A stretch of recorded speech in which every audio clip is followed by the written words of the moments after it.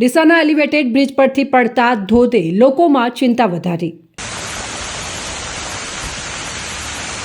ડીસામાં ₹225 કરોડના ખર્ચે બનાવેલ 3.75 કિલોમીટર લાંબા એલિવેટેડ બ્રિજ ચોમાસામાં વરસાદના સમયે લોકોમાં ચિંતા ઉપજાવે છે।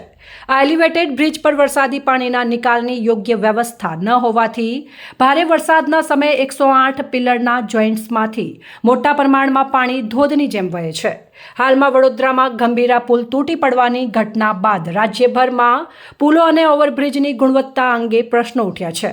ત્યારે ડીસાના બ્રિજ પરથી પડતા ધોધને જોઈ વોટરફોલ જોવા માટે હવે હિલ સ્ટેશન જવાની જરૂર નથી તેવી લોકો મજાક ઉડાવી રહ્યા છે। માત્ર 4 વર્ષ પહેલા બનેલા આ બ્રિજ પરથી પાણી વહેતું જોઈને લોકોના મનમાં તેની ટકાઉ ક્ષમતા વિશે શંકા ઉદ્ભવી રહી છે। વડોદરાની દુર્ઘટનાને ધ્યાનમાં રાખતા ઓવરબ્રિજની જાળવણી અને પાણી નિકાલની વ્યવસ્થા પર તાત્કાલિક ધ્યાન આપવું જરૂરી બન્યું છે।